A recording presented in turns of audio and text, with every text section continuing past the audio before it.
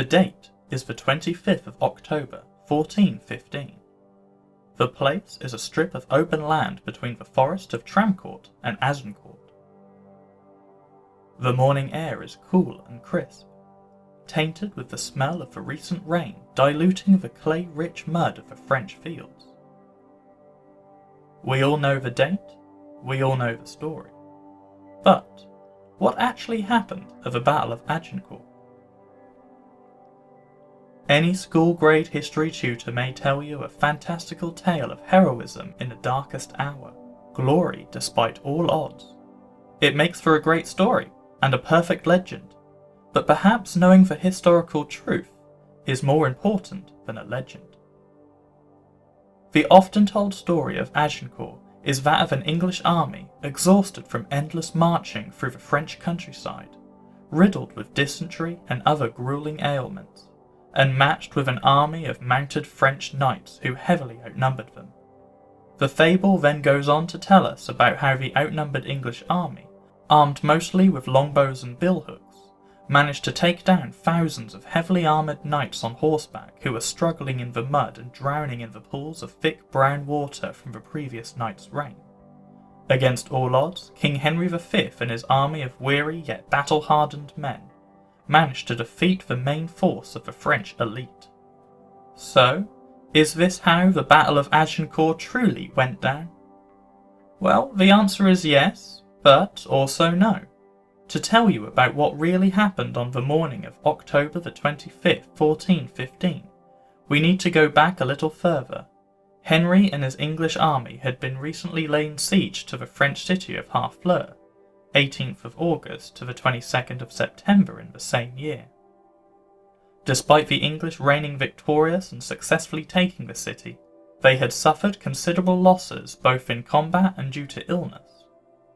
Hygiene was a common issue during stagnant sieges, and dysentery was a leading cause of fatalities during medieval military campaigns. We don't know exactly why King Henry decided to set off from Harfleur and begin marching around the French countryside, but we do know that Henry chose to send his sickly soldiers home so only the fittest and the healthiest would embark with him on his new campaign. Long days of marching followed, with Henry's army covering up to 25 miles in a single day, all while brandishing the English royal coat of arms, quartered with the fleur-de-lis on his banners, which was seen as an insult to the French, possibly intentionally riling them up to force a quick response from the French army, rather than giving them time to wait and formalise an organised response to the English king's threatening behaviour.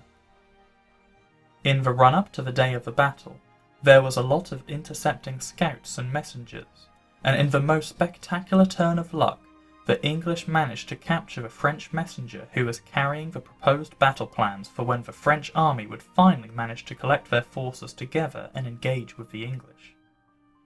Anne Curry, a specialist in the 100 Years' War and leading historian of the Battle of Agincourt, published a copy of the original battle plans in her multiple works dedicated to the 100 Years' War.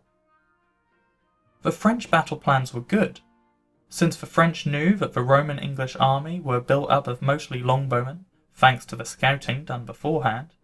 They intended to execute a typical pincer movement to hit the flanks of the English army, where they typically had their archers, to break them up and disperse them. After the initial cavalry charges, the French would then dismount and engage the remaining English men-at-arms on foot, and engage in a melee combat. With this valuable window into the minds of the enemy's intentions, Henry devised a plan to deploy his men in a specific way to make it impossible for the French army to do what they had intended. Instead, he picked a specific location to deploy his battle lines, a strip of open field between two patches of woodland. The foot soldiers formed a line in the field from one edge of the woods to the other, with archers just behind the wood lines either side, with dense trees behind them, and wooden stakes in front of them, to protect the archers from oncoming cavalry. Another important point is the issue of command structure within the French army at the time of Agincourt. The English army had one king, King Henry, with his group of appointed commanders, and a single army following his lead and his lead only.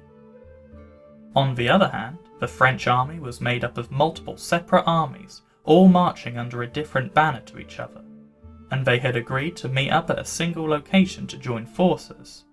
However, each army had its own commander, and each commander wanted to be the one to lead the amalgamated military force to victory over the invading English. Once they realised that King Henry V had seen their proposed battle plans, discussing a new plan would prove very difficult, and the French commanders were at loggerheads with each other instantly, refusing to back down and let each other take the limelight, as they were certain that they could be the ones to defeat the English. In the end, the French army decided to attempt the original battle plan, despite the geography of the environment not being appropriate. The French knights got on their horses and attempted a charge on the English longbowmen, but soon realised that the muddy ground was slowing them down too much and making them sitting ducks for the English archers. So they soon decided to dismount and continue on foot.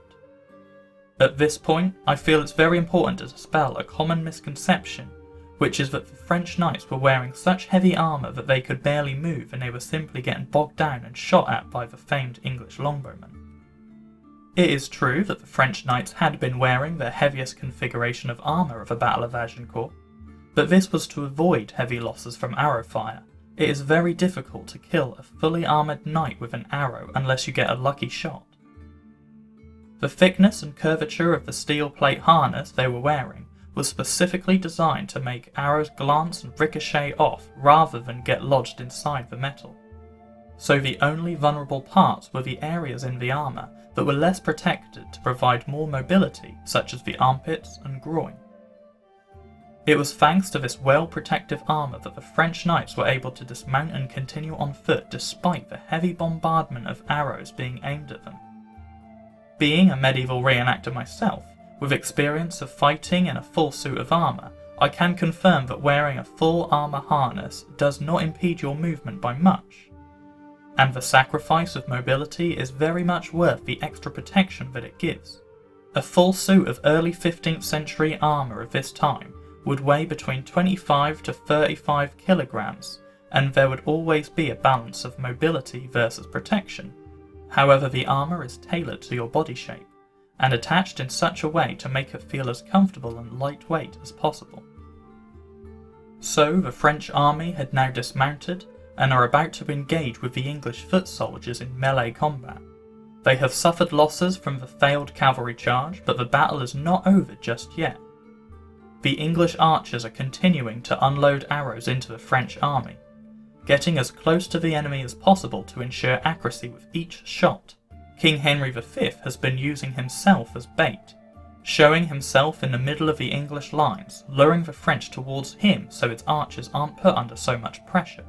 Historical accounts even report that the French knights felt as if they were being shot at from behind as they continued to march onwards towards the English foot soldiers, passing the English archers in the woodline. Storytellers may tell tales of how outnumbered the English were at the Battle of Agincourt. However, due to disagreement shortly before the battle regarding the leadership of the French army, many French soldiers indeed did not even take part in the battle, including a few thousand crossbowmen and archers who, if utilised, could have swung the battle in their favour.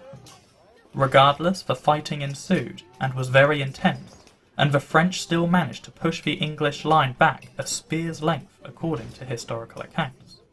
Due to the fact that the French advance on foot depended entirely on the English archers already being dealt with, and the fractured chain of command taking its toll on the development of the battle, the efforts of the dismounted French knights in combat proved not to be enough. After hours of hand-to-hand combat, grueling fighting, the French lines cracked, and the soldiers began to turn and flee.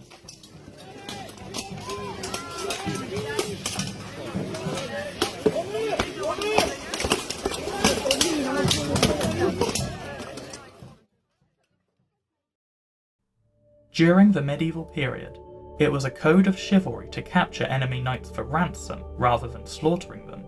However, due to so many French knights being captured after the initial rout, King Henry V realised he did not have enough men nor the resources to keep them all under control, and feared they would again begin to fight.